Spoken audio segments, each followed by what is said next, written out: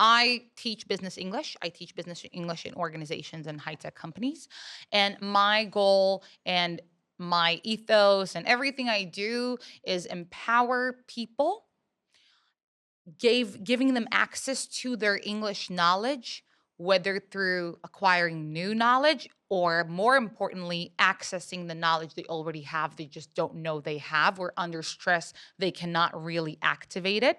So giving them access to what they have while improving the existing building that they have, in order to create better results in their lives. And good English does change lives, does open doors that wouldn't otherwise have been opened. So yeah, good English changes lives, and I'm here to help that happen. And the way I help it happen is through a method called effective communication, about which we will speak, I guess, more broadly later on. Other than that, I am also a musician, a singer-songwriter, and all that jazz. And I'm very excited about teaching English. I feel like that has so much more to do than just the language. And it touches upon such deep concepts like confidence and who we are in the world and our image and who do we dare to be? How do we work with flaws? How do we work with it runs much deeper than that to me than just the linguistic aspect of it. Is that what motivated you to get into teaching English? This feeling of finding your place in the world? That's a good point. I don't know if I rolled into English because of a certain a desire of mine to find me, or to, I don't know, to manifest a greater version of myself. That wasn't the case when I started. I actually started it completely by accident. I was teaching a family member, and you know what it's like when you right, Yeah, you of every English course. speaker landing in Israel, the first thing they do, hi, let's are you an English teacher, right? That's just how things roll. And that's how I rolled into that too. Like, I was teaching, one kid that turned into the whole neighborhood. And then gradually I was transitioning from teaching kids to teaching adults. But then after a while of teaching adults in what we call, and all those different private schools out there, all of which are great. No Uh, need to down on no need to anyone. down on anyone, and no need to mention names Yeah, either. for But sure. there's great. They're all they were all my sons. No, I'm kidding. They're all great. But after a while, teaching English in various frameworks in various places, uh, teaching what we call general English, right? The everyday English, or the language that has no categorization whatsoever, just the language. I've come to realize two interesting things. One is that people could get better and know more and not necessarily sound better. And that is a gap that used to drive me crazy, right? This Students gap would between knowledge and performance. students would learn so much, would gain such knowledge, right?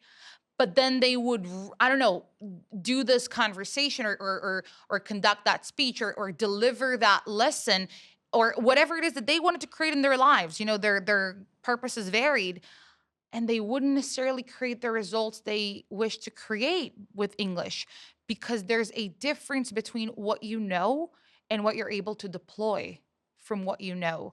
And that is a gap that I felt in every school I was teaching in, every method I was going by. It didn't matter. Students knew more, but didn't necessarily sound better. And that is one thing that I've come to realize, which made me then ask questions, and go in an individual in sort of curve an individual path. The second thing that I've come to realize is that, because English, language in general, but English more specifically, you know that, right? Is this vast river of everything you can know. So many words, there's so many concepts to learn. How many concepts are there to learn? As many, the more you know, the more you realize you don't know, right? So in this endless river of stuff to know, we really don't want, neither do we need to know everything. And for sure, we don't need to strive to know so much. Why? Because as a matter of fact, most of the knowledge that we're going to acquire is not going to serve us in the moment of truth. Meaning, when we're now on a podcast, we're now on a phone call, we're now, I don't know, giving a speech, we're having a casual talk. What we're leaning on in these moments, right, when there's stress around and there's all these external factors, what we're leaning on is actually the 20% most important, valuable pillars of our knowledge, which is, which correlates with the 80-20 principle, Right. right? And the Pareto law that we know very well of, that says you don't need to know everything, but you need to know the 20% that makes the 80% difference. You need to know the most impactful features. And English works in a similar manner. There is no need to know all the vocabulary out there, and neither is there a need to know, even 70% of it. But there is a need to know the vocabulary that you're using and expanding on that bank, So right? context specific. Right. And also your personality specific. Every person has what they're already leaning on in their language, right? The words that they love, the kind of sentences that they generally are used to saying. And we want to work with that because that is a personal inclination that we want to expand and elaborate on. We don't need to know everything, but we need to work with what we're already working with and expand that, extend the horizons there. Simultaneously, if I generalize that statement for a second and not make it individual about any individual whatsoever, we want to aim to gain the knowledge that makes a difference. And in my world as a teacher, that means learning techniques on how to structure a sentence, how to structure a speech so that it is engaging, so that it is enables others to listen to us. And that is so much more about how we say rather than what we say. And this is where, non-native speakers can shine. We can really shine in that. I've had many students over the years who come into lessons or courses telling me, I want to know everything. It's very important to me. It's very important to my confidence that I know everything, right? Um, how do you navigate students who want to know the 80% as well as the 20%, even, but it's not for a reason that they're going to use it. It's for a reason that it somehow is going to bring them confidence if they have that. Yeah. So first of all, I would say to a student of that kind that, hey, I really appreciate it. And I think that he should appreciate that desire of his, because that desire in and of itself says so much about them. I could assume, and then I would ask questions, that if it's a student who wants to know the 80%, just because they want to know it, right? Just because they want to have that knowledge in their system, they want to feel it they want to feel as comfortable as it gets in the language. So something that I would ask is what those students what they do in their lives, because I could only assume that what they do in their lives or how they go about life has a lot to do with language. Maybe they're authors, maybe they're journalists, maybe they're just people who use their language on a daily basis, and not a daily basis, but perhaps they use their language in a way, not necessarily a daily basis, but they use their language in a way that generates results for them. Language is part of their tool set. So they're very competent and confident in their first language. Yeah, and it's part of, and being a good speaker, to some is part of their identity. Some would say, listen, one of my strongest skills, just like I would say, hi, I'm Amber, I'm a musician. Hi, I'm Amber, I'm this and that. They would say, hi, I'm what Danny, and part of my identity is the way I speak. People say I'm sharp as a knife. I'm able to convince people through my words. I feel like I'm able to convey ideas clearly and understandably very easily. And they're right. That is a skill set. And I would only assume that they have that in their mother tongue, which understandably is going to translate into a desire, now learning a new language, to know everything Part of their identity. because they want to feel that sense of mastery like they do when they use their mother tongue. But what I would say, to me, the revolutionary part of it is that that sense of mastery is achievable through other paths. So let's say they've achieved that comfortability in their mother tongue through knowing as many words as possible. Then that knowledge was converted into, I don't know, speaking techniques, whatever. In English, we would go about it from a different route. For example, we would teach them how to structure a sentence in a way that's highly understandable to the listener, and we would give them a tool. You know what? Let me get practical. Why speaking about it abstractly, right? Yeah. So one of the rules that we know of very, very clearly in how people listen is the rule of triads, which says you now explain something, you lay out an argument. Don't just go about the information and assume the other side will catch up on what you say. Go 1, 2, 3. So, Amber, what does your methodology stand on? Oh, it stands on 3 pillars. The first one is, the second one is, and the third one, and perhaps the most important one, is ta da da da da da da. Now, all of these are linguistic structures that work, and all we got to do is become aware of them and use them. But when we're not aware of them and we're not aware of how language efficiency works, we can easily get caught up with, I just don't know enough words. Oh, hell, you do enough words. You know enough words. Especially when we're talking about English, that's such a rich language in terms of the number of words in the language. Yeah, it's impossible to get do you have your hands around all the words there are in English? No. No. I mean, and you're one of the most talented writers I've encountered in my life. And Oh, still shucks. that is this ever, and the thing is this, the origin or the real thing we're trying to uncover here with people who think or who believe that they need to know more and they never know enough, and they saw that article and they didn't understand. How come they didn't understand 70% of that article? They thought they were good English learners, or they're good. They are good. You're supposed to not know. You're supposed to look at an article and have, I don't know, whatever, 50 new words and 50% of it not to understand at all. But now you have the technique of understanding the bottom line because it's one of the techniques that you've acquired. So you're able to look at an article and extract what matters out of it. So in a way, when you learn techniques and when you learn to look at the language, at English as a second language from a different point of view, you are able to reach that level of mastery that you want so bad. But instead of driving to that destination like you think you should be driving, you drive to that destination in a different unknown path. You agree to take a different unknown path, but guess what? The result is worth it.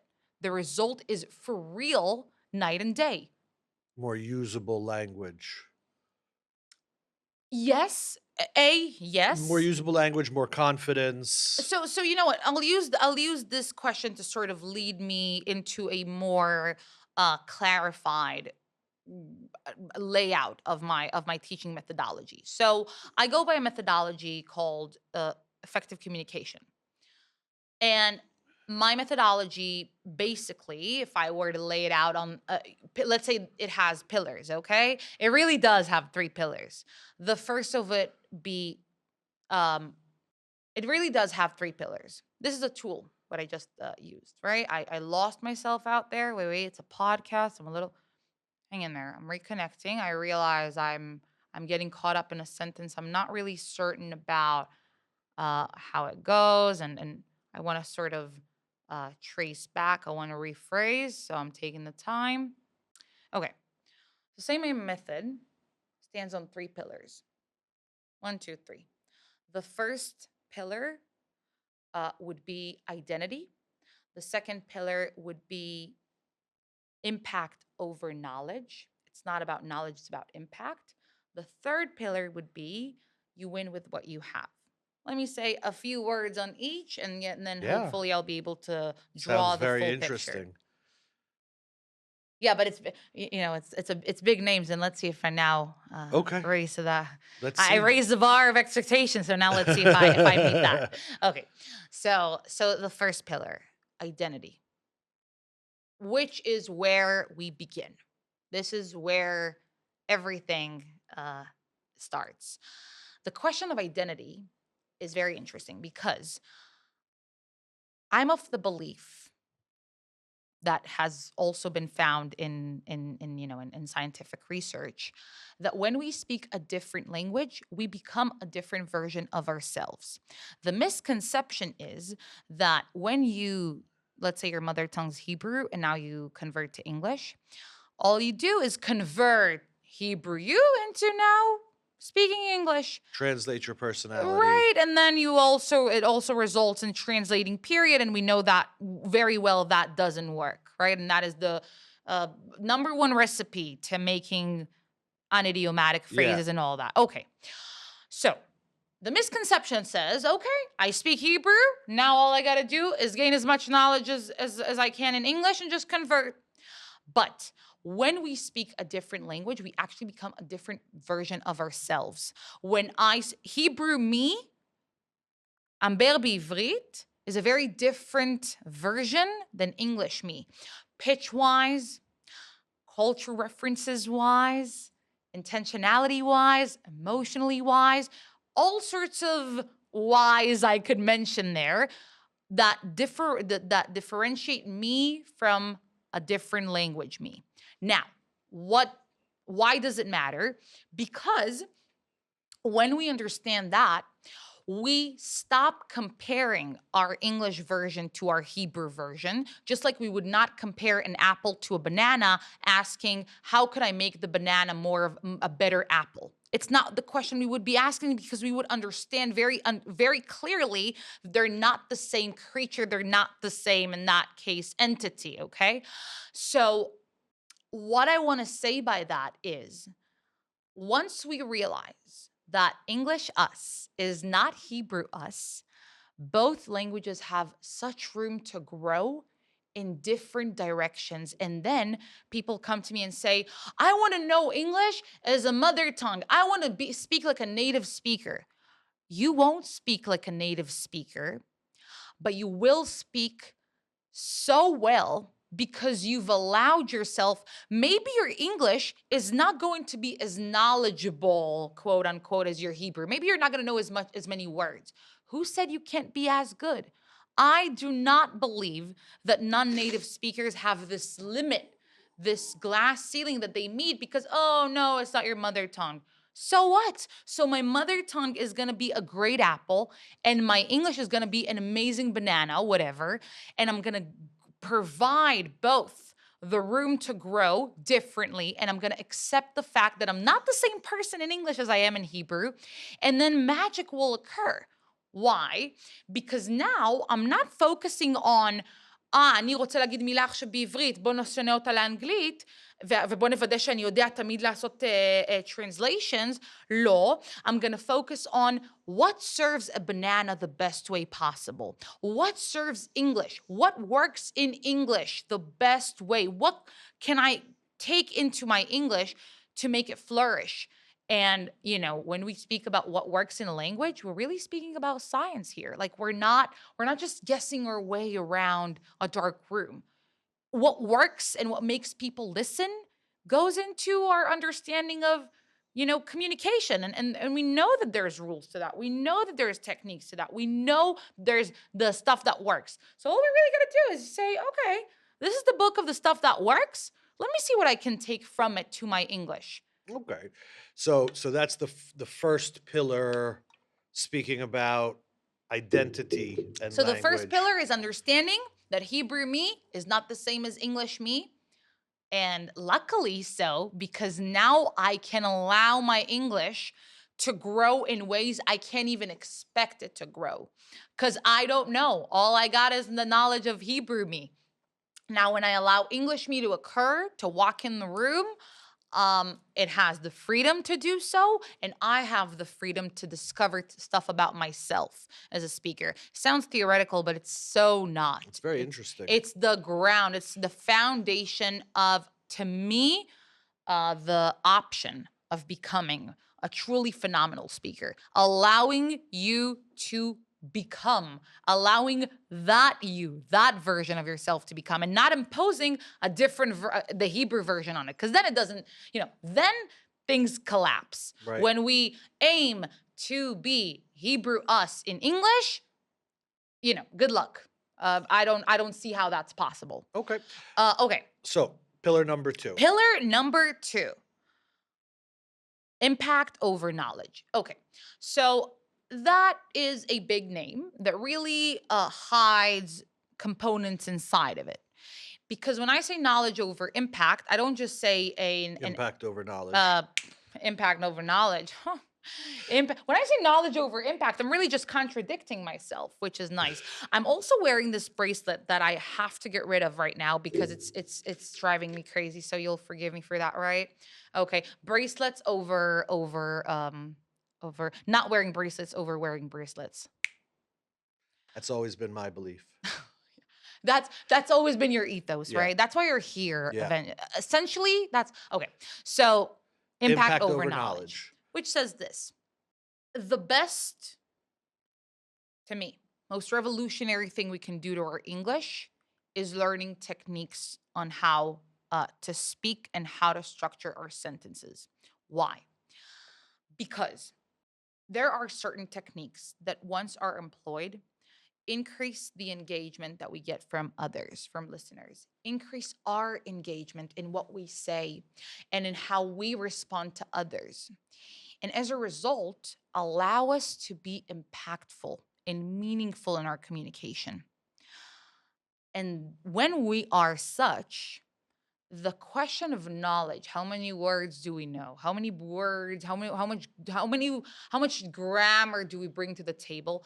These questions subside, and the question on the table is really, how much of myself am I willing to bring into the table, and what results am I able to create when I bring that? So for example, one English skill that we wouldn't necessarily traditionally consider as an English skill is vulnerability, right?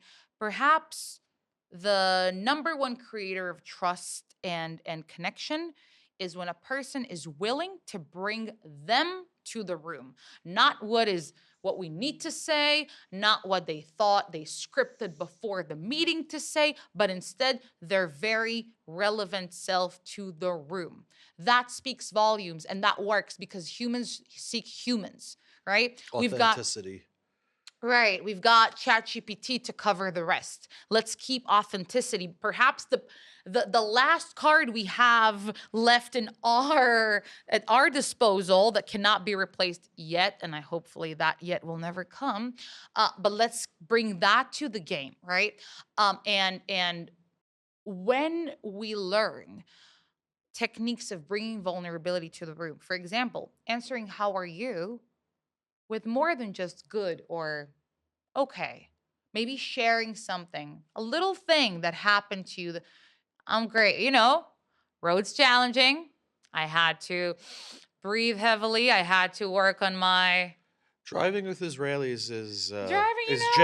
generally challenging. When you know, right? Yeah. Why not bring that to the room? Or why not bring something of me to the room? So that is one technique. Another technique is the use of silence in conversations, and the use of silence as a tool to further connect with myself in a conversation. Because just like happened to me a moment ago, during a conversation, when we think of the course of a conversation, let's say this is us. Us is a fluctuating thing, right? I can listen to you, and I can respond, and I feel like, okay, I got it. I'm You're clear. online. I'm on it.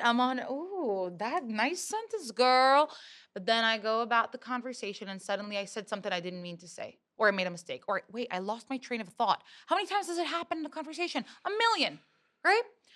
Now, the work is not to be in those moments because they're going to occur whether you want it or not. But the work is to get tools to when these moments occur, how do I get back to myself?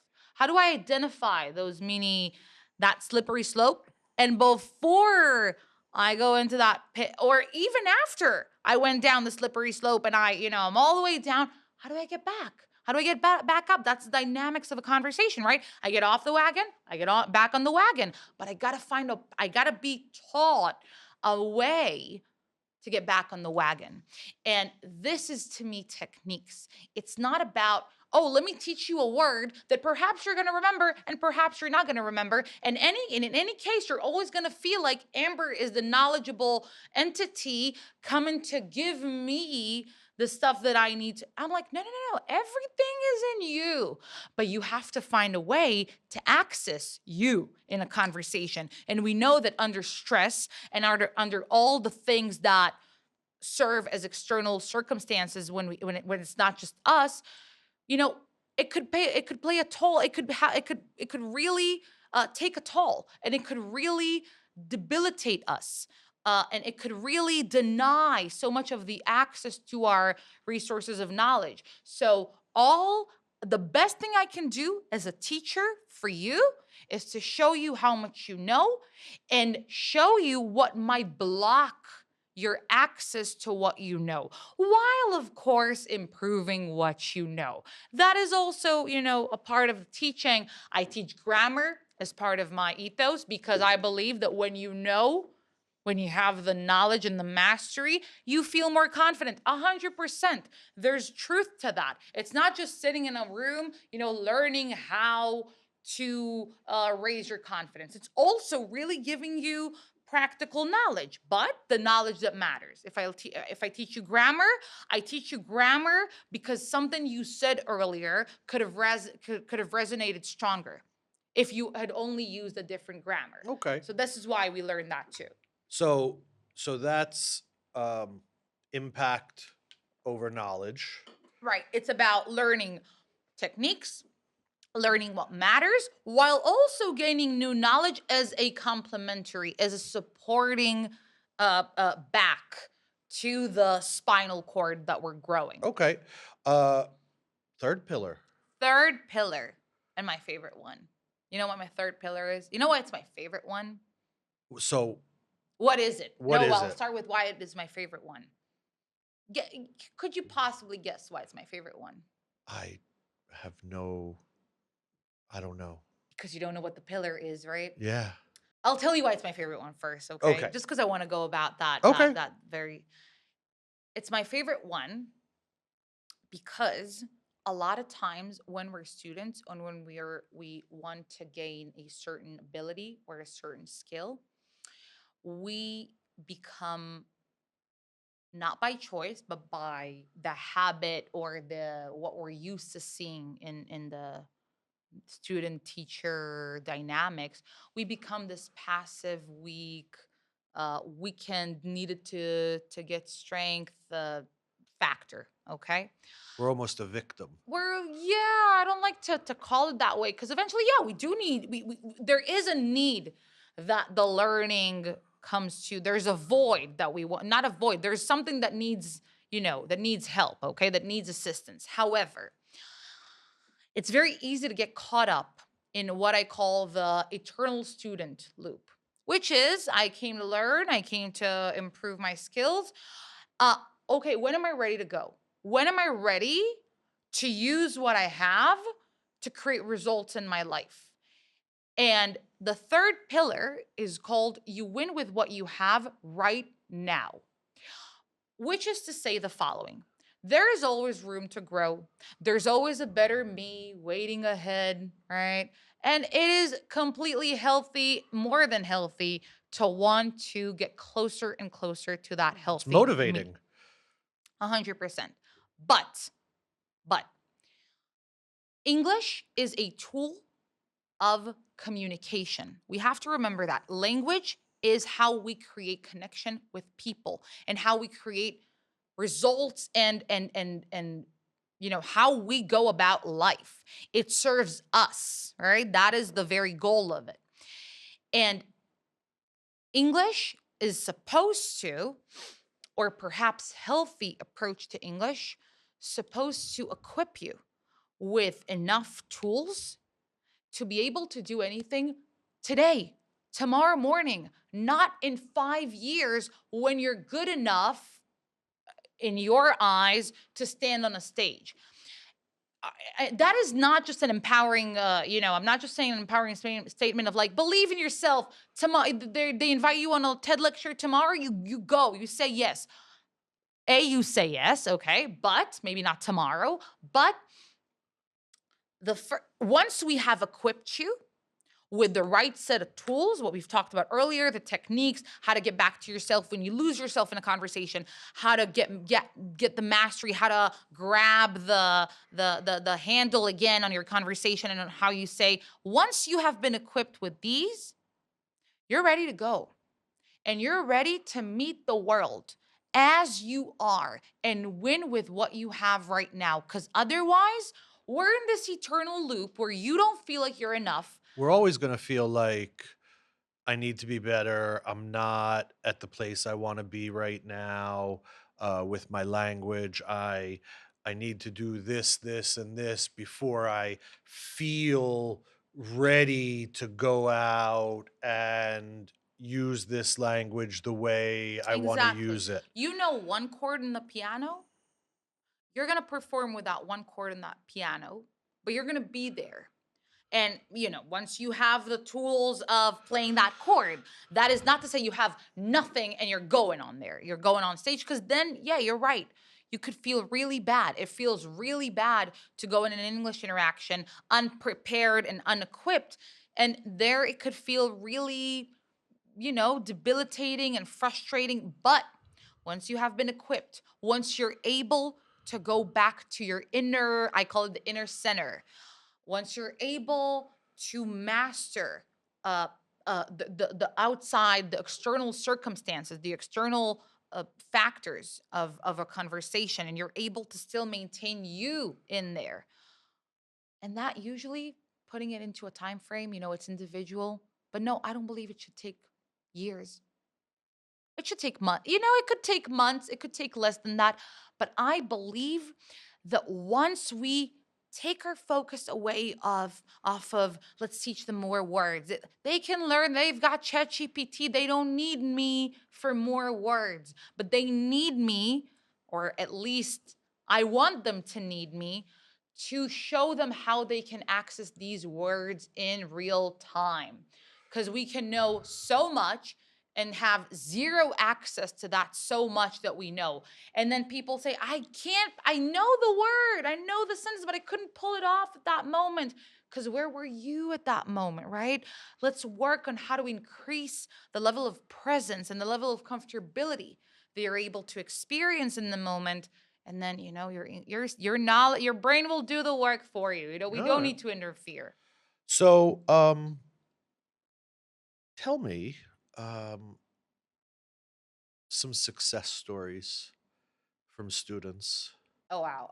So there's a bunch. Maybe I'll share one that I don't know popped in my mind right now that I kind of am able to recall, but that also was very meaningful to me. So a year and a half ago, I was teaching at a high tech company in the field of health, and um, my group consisted of 10 students, half of whom were men and half of whom were women. It was a combined group. The reason I'm mentioning the gender is because uh, there's lots of volume to that. A lot of times, there's Okay. how women approach. Right, there's the kind of fear that women sometimes experience versus the fears that men experience. Women are more into, I don't want to make mistakes and I don't want to be perceived as unprofessional. I'm afraid of saying something that would be wrong. Men are more into, I want to be, how can I be more charismatic? How can I be more bring more mastery, sort of presence to the room? So the fears are often different. But that specific guy, this wonderful, truly wonderful individual, very kind and very compassionate that I was teaching. You could see that so much of his English skills were really personality skills, which is, um, and Personality goes a long way. yeah, and we don't often think about it as English skills, but hell, they are. Being kind is one of the best English skills you could have at your disposal, for real. In your toolbox, if you're kind, if you're able to communicate and connect with people, I mean, you know, wow, you've got such an asset in your toolbox. Okay, So so this student, that student had all of them, but he always felt like he was speaking very little. He was very shy, and the other men in the group, although had their own difficulties, were way more confident and were way more allowed themselves to express ideas way more than he did. There was something very held back in him. And over time, we've had a course of 10 meetings. And, I teach my techniques and connecting to ourselves and gaining access to the knowledge and the identity. And it was probably after the fourth lesson that he reached out to me at the end of the session and said, "Look, I've been learning these tools, but I don't know. I still feel like I don't know when it's gonna manifest. I don't know when am I gonna see a when's it gonna result? click? When it's gonna click?" And I'm like, trust the process. I see exactly where you are. I know that it's still hard to let go, to feel that sense of comfortability, but it'll come. You just have to trust. You keep showing up, it'll happen. And I really believed that. Like, I saw for him at that point the tip of the mountain that he didn't think he could reach. I saw it for him at that moment, and I asked him to trust the process. And uh, why that was such an emotional moment at the end of the course, because one of our lessons was about a safe space. And I said to them that unfortunately, we can't always guarantee that the space we're talking in, or the space we're talking for, will be a safe one. We can't always trust, and maybe in most cases we can also assume that the space we will be given is not going to be a safe one, or perhaps not going to have all the components that we need in order to feel safe, right? People could be cynical. I can't guarantee to you that people are not going to be cynical, that people are not going to be judgmental, that people are not going to look down on you. I can't guarantee that, right?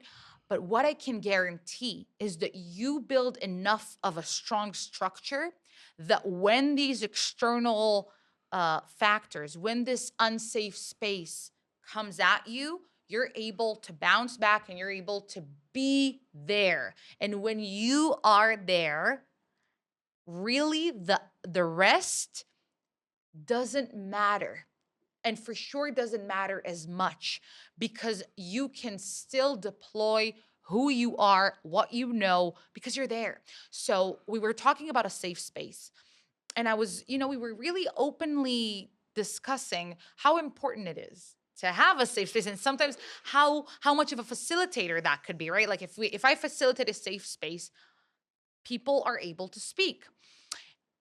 But what happens when the safe isn't space, right? When the space isn't safe. So we've learned those sort of ways about it. And at the end of the session, he said, "I want you to know that these English classes have been such a safe space for me." Um, which couldn't have been more. It's not even about the results he made and how he sounded, because he really did sound great. He made such progress for real. Like, his English was. I can to this date say that he's one of the best non-native speakers I've heard in my life. Like, he's a really, really, really talented speaker. Um, and he had been like that before. He just didn't necessarily have access, right? But hearing that it was a safe space for a man that I would assume, sometimes I walk into a room and I assume they have all the confidence in the world, or they need. No, here I meet this wonderful, this truly wonderful man who is dealing with the world's expectations, of him and, societal expectations of him. And he wants to be professional, but he also, right, there's so much weight on his shoulders when he comes to speak. And to hear that I was able to create a safe space for him, and that feeling of a safe space lasted and is now in him, so it really doesn't depend on the space anymore. Not really, yeah, Oh, to nice. this moment is, yeah. Um, what about examples of more difficult students? Not difficult students, but difficult situations um, with students. Could you maybe be more specific with difficult? Difficult in what sense? Um, that it was challenging for you as a teacher to get the results from the student that you were looking for. Like I had a certain vision of where I want that student to go, and they wanted to go elsewhere, or Or um, you had a certain expectation of what results that student was going to get from the course, or um, Mhm. difficulties that came up with students that you found particularly challenging. Not something I can think of like off top of my head. I'm very proud and glad to say that I've had, it's funny to think of a success rate, right? Because every student who is willing to engage in a process is a success in and of itself. And so, but like, For sure. I'm very proud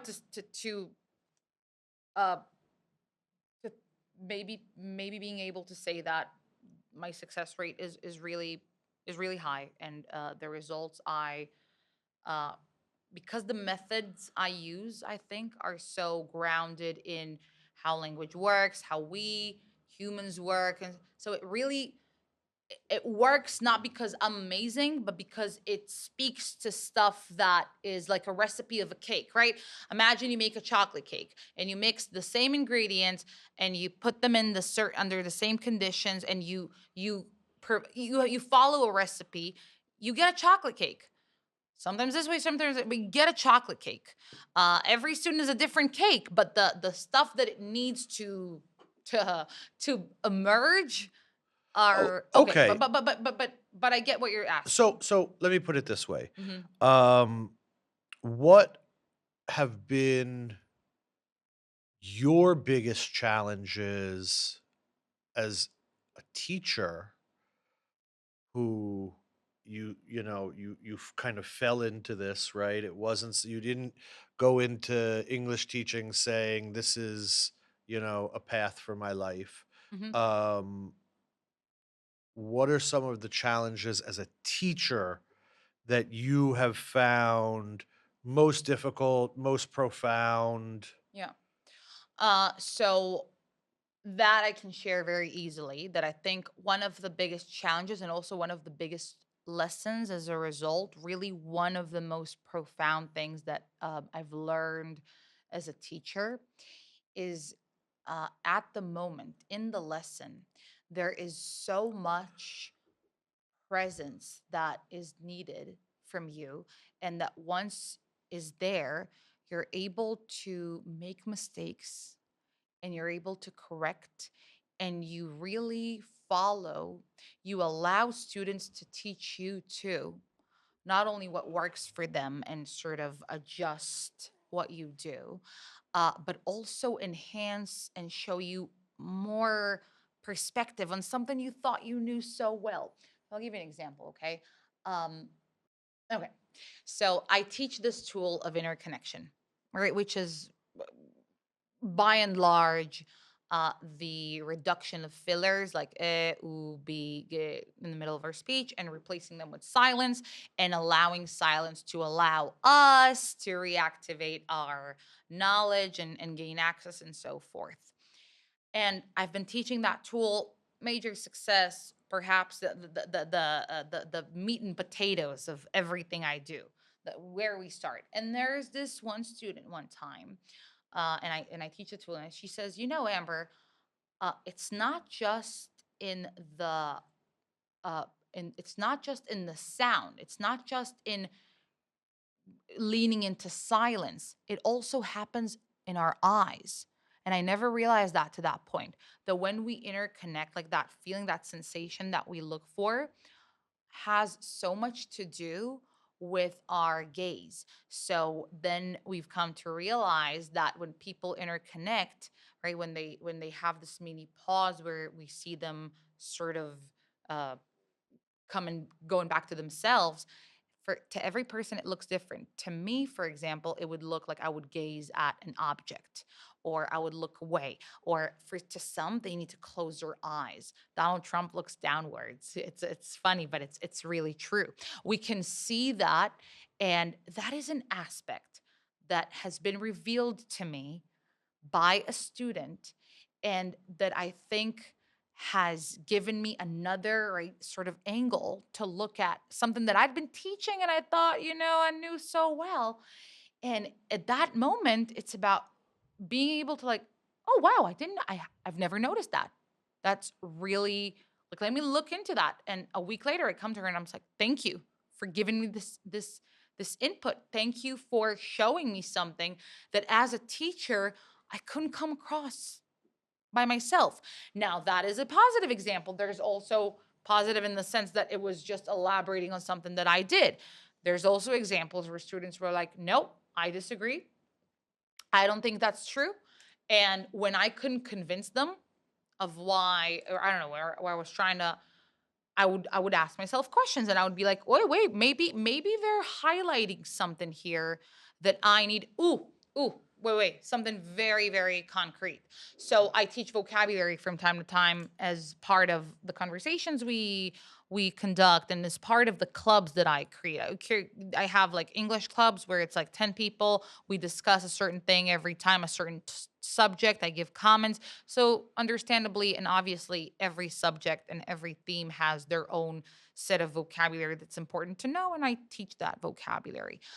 Um, so one student came to me and she said, "How do I know that that vocabulary stays with me? Like, how do I know that it landed? Okay, I read the vocabulary, I understand, I use it in the conversation in the club. How do I know that next week it's accessible to me? Like, how do I know? How can I increase the efficiency of my of the vocabulary I learn?" And she said, "I don't feel like I feel like I'm able to deploy it at the moment, but it doesn't land." And then I had to look for better ways to make it land for her. And at a certain point, I was like, what works for you? When you remember, think of words that you've learned and that really stayed with you. What do you think made them stay? And she recalled, words that she learned and that really, struck and stayed with her. And she said, the words I remember best are words that I see like visually. So, say she learns the word deploy, or I don't know. So, how do you visualize deploy?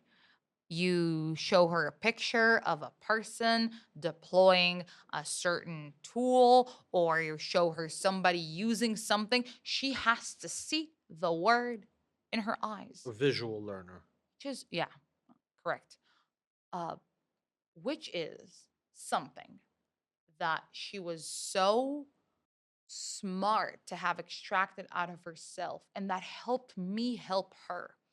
Because I didn't assume, and the thing that I was glad about, the thing I take pride in is the fact that I didn't think I knew better than her how she worked and what would work for her. I allowed her to tell me, this didn't work for me. I'm not getting the results I want. And I allowed myself to ask her, how can I teach you better? How can I become a better teacher for you? And when I was at that position, I allowed myself to listen. And I think that is the biggest growth of mine as a teacher in that trajectory of teaching, right? Which is a course of lots of ups and downs and learning how to.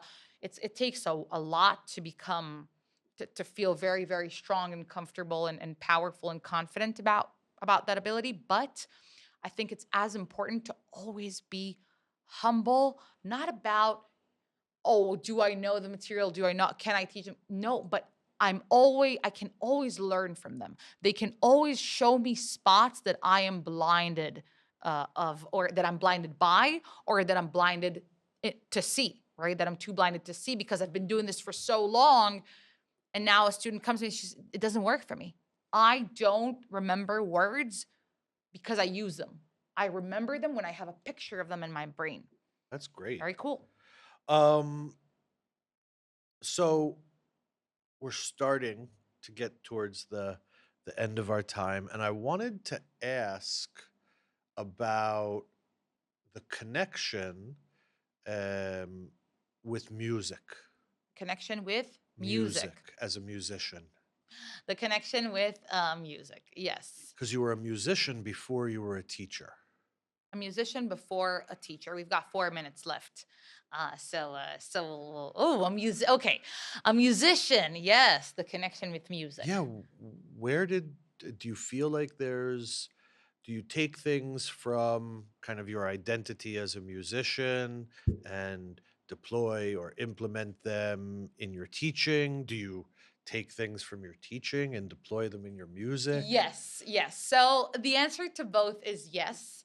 And let me start with the more practical way I use music in my teaching, and then maybe the more internal, subconscious. I'll try to meta analyze my brain, so to speak. Good luck with that. Okay. So the more practical way I use music in my teaching is that it's the best way to learn English. You want to teach them grammar, right? You want to teach them the perfect models. You right? "Haiti tzarich, haiti amur." So instead of teaching, I should have bought you flowers. Right? Bruno Okay. Mars. Yeah. Songs We give use you. songs. We use Yeah. what they already know. You want to teach them the present perfect instead of going, you have gone, you've broken my heart, and now you leave. Okay, we got it, right? Yeah. That's in our For system sure. already. For All right, sure. so that is the more, that is the more, that is the more practical use of it. The more let's say subconscious part of how I bring my music learning and my music journey into my classroom is the fact that music is the place where I am a student and is the place where I experience the challenges that are later told to me by my students and what they experience, right? Because we know that learning is oftentimes an emotional experience way before it is anything about gaining information. It is emotional. It has to do with who I am, what I expect of myself, where I thought I would be, where I want to be and I'm not right now, right? Encapsulating, being able to breathe into that gap. So learning is such an emotional experience, and music is where that emotional experience meets me.